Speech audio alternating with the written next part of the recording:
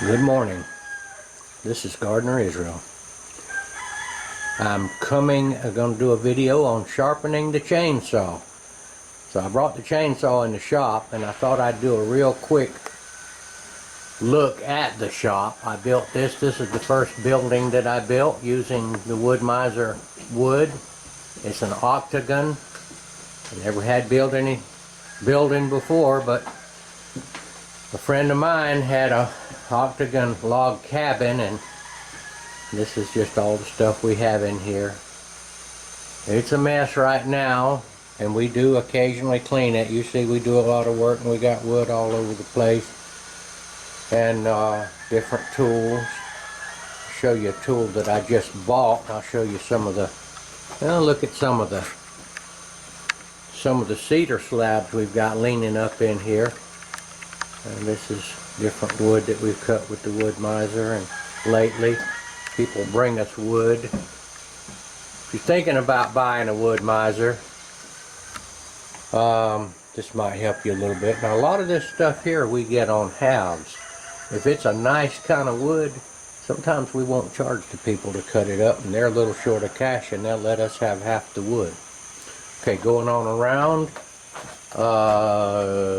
And the new DeWalt saw. Now, the old one that I had a bearing go out, but it was about 30 years old, and I gave it to my brother-in-law, and he's pretty handy, and he messed around and took it apart, and very simple, and put a new bearing in it, and he's got him one now. I do recommend this. Now, I don't know about the new version, but the old one, we worked the mess out of it. Okay, sharpening the chainsaw. I'm going to show you how. August 4th, 2022. I'll give you a quick update on the news. The Q phenomenon is coming true as we speak.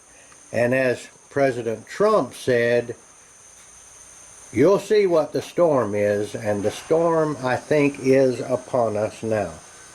This is not a video on that, but if you're noticing some very strange things happening, you need to get online and get cued in on what Q is and what's going on. Really what's going on. It is a military sting operation, and they are taking down the deep state, or the treasonous people that have taken our government over slowly but surely through the years, and are enslaving us slowly but surely. You need to look it up. I'm not saying 100% that this is true, but I strongly believe it, and I've been looking at it now for about 4 years. Okay, back to what I'm doing. I'm sharpening a chainsaw. Okay, I'm gonna stop right now and pass the camera to Debbie so that I can show you how I do it. And this is my method, and it's very reliable. Okay, probably most of y'all know this, but the first thing you have to do, this thing here has become loose from use, and it's also dull. You got to tighten that chain up to a decent, so that it'll just raise up, say about like that, not like this, about this far when you tighten it up, just like you would run it. So I'm going to do that now. I'm not going to bore you with that. If you've got a chainsaw, you've got a manual, and you know how to tighten the blade up. So I'm going to do that. Alright, we're taking a little break from our other work, and I would like to read you something. Now, I just turned to this page randomly, and I looked around on both of them and both pages to see if there was something I'd like to read to you, and this is what it came to. This is the Psalms, Psalm 9:9. The Lord also will be a refuge for the oppressed, a refuge in times of trouble. And those who know your name will put their trust in you. For you, Lord, have not forsaken those who seek you. Sing praises to the Lord, who dwells in Zion. Declare his deeds among the people. When he avenges blood, he remembers them. He does not forget the cry of the humble. There's a lot more, but I'll stop right there. He does not forget the cry of the humble. All right, this is a portion of Psalm 9. And we turn to these pages randomly and just read it. This is Gardner, Israel. We'll get back to our other work. We're doing a chainsaw sharpening video.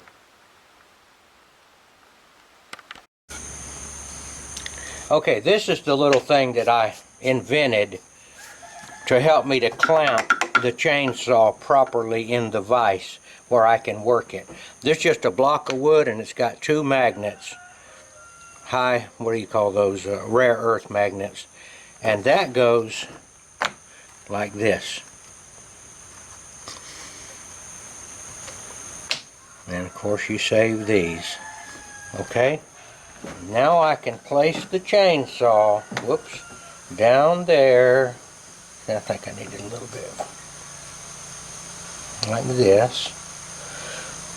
And I can tighten it up. Whoop, I'm going the wrong way. Now, a lot of times I'll have somebody to help me do this, but my helper is running the camera right now. But this proves you can do it yourself. Now, that gives you, see, the ability to run your chain along. I'm going to get it just a little bit different.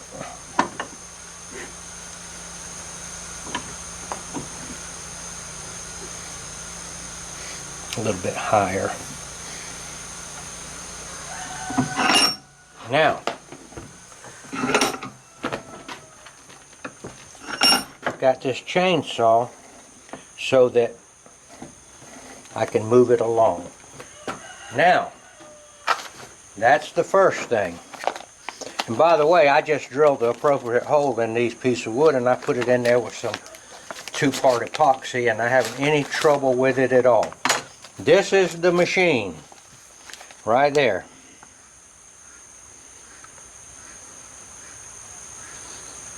Now you got to get the correct files for your chainsaw, your particular chainsaw. They have different ones depending on the size of it. Okay, so you find that out at where you buy your chainsaw. These files are standard chainsaw files.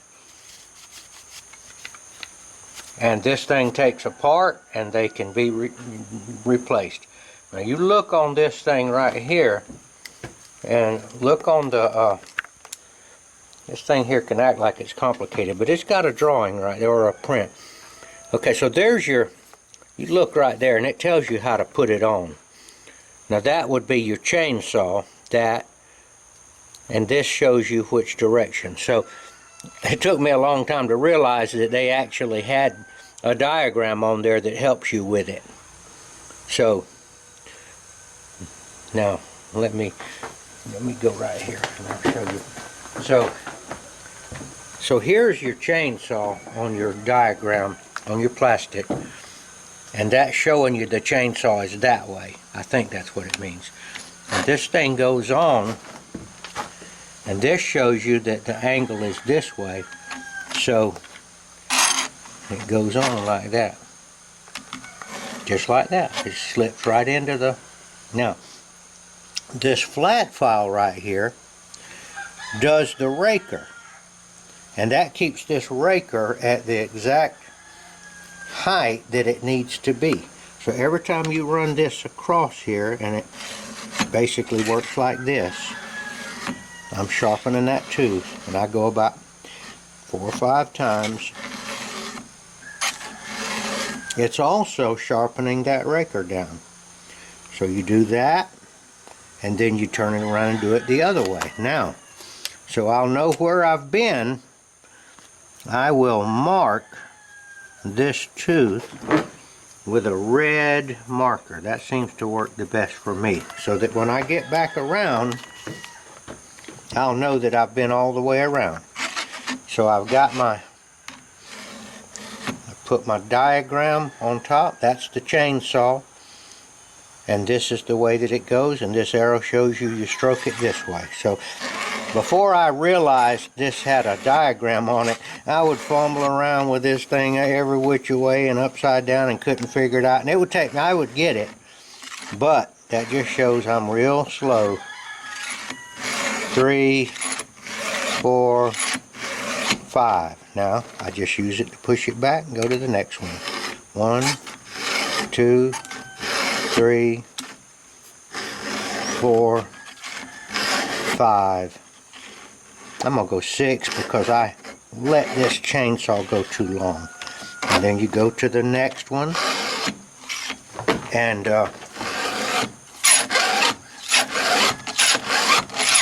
you can move right along.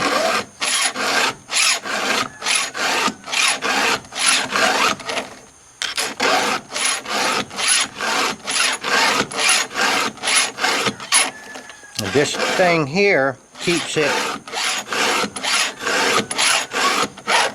This is a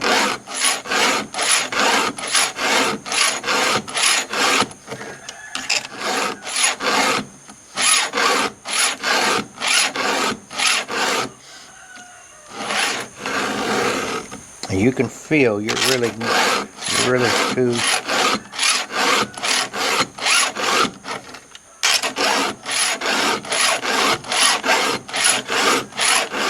So I'm pushing down at the same time, and this flat file is taking care of the raker.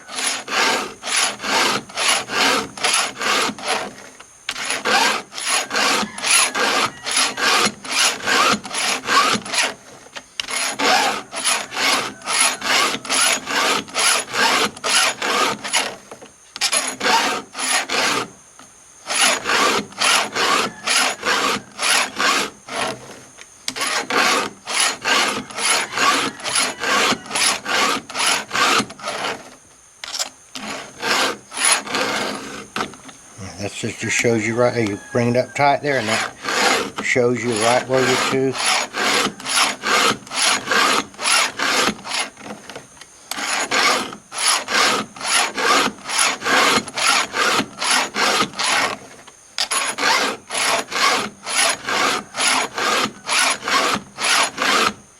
Okay, and I've gotten to my red mark again. That means I've been all the way around. Okay, now I'm going to go the other way. So you flip it over, and that shows you right there your chainsaw is back that way. It's just a little impression in the plastic. And you just slip it in there. 2, we're doing the other side. 4, 5, 6. Okay, I'm going to stop there because I think I've shown you enough. This is what I think about this. This is the very best chainsaw sharpener that I've ever bought. It's made by Stihl. Works on all chainsaws. You might have to get the right file for your particular one, and they go in there. I forgot what it costs, $30 or something like that, but I sharpened them for years by hand. I used diamond hone sharpeners. I used everything that could be used, and I got by with it. This is precision. This makes sure. One of the problems I had sharpening by hand was that I would invariably sharpen one side more than the other, and that tooth would get shorter and shorter because I applied more pressure. Why, I don't know. No matter what I did. You need to get one of these right here if you want to really get the job done. You can use it without clamping it, but if you've got a vise like I've got, make you a little deal like that, and this joker's going nowhere. I'll finish this up, and other than me talking, I bet it didn't take 10 minutes to get this job done. Alright, this is Gardener Israel, and I'm going back to the sawmill, and I will hopefully, if God willing, put this online, check into the Q phenomenon. They call it QAnon, but it's really just Q. It's military intelligence. If you don't realize something strange is going on, then you're just blind as you can be, and you just don't know what's going on. But there's big stuff going on, and it's good stuff that's going to put our country, I think, back into a constitutional Republican form, which it was originally created to protect the rights of the people. All right. Gardner Israel, signing off. Alright, I've got a correction of sorts to make here. When I was reviewing the video that we just made, because of the sound of the camera microphone, it picks up a sound when I bring it back, as well as when I go in the sharpening direction. And it appears that I'm sharpening both ways. I'm not doing that. I'm only pushing, and this one here goes right up against that, and I'm only sharpening in that direction. When I bring it back, I slightly turn this way, and then I put it back. Or it would be like one direction.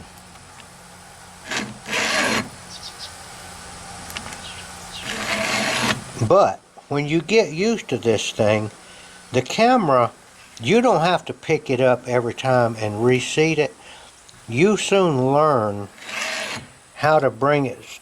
You just turn it out of the point of the blade just slightly, and then turn it back. See? But if you're not really paying attention, it sounds like I'm going back and forth. See, in the you don't. One direction.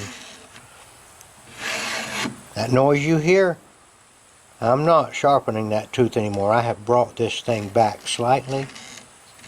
See, I'm not touching the tooth. Now I am. Not touching the tooth now.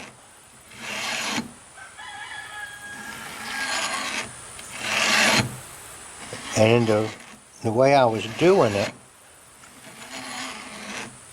you can't see that I'm not touching it, but when you hear it, it sounds like I'm sharpening it two different directions. I'm not. One direction, turn this and bring it back, one direction. Or it would be the same thing if you moved it every time. Picked it up. But you don't have to do that. When you get handy with it, you can just see, I'm only sharpening on that stroke. Okay, that's the correction I wanted to make. You sharpen in one direction only. You'll get the hang of it. Okay. Okay, I'm out here at the logs. I just wanted to show you. I'm not going to cut the whole log, but I'm just going to cut into it and show you what a sharp saw looks like. This is a kind of round space.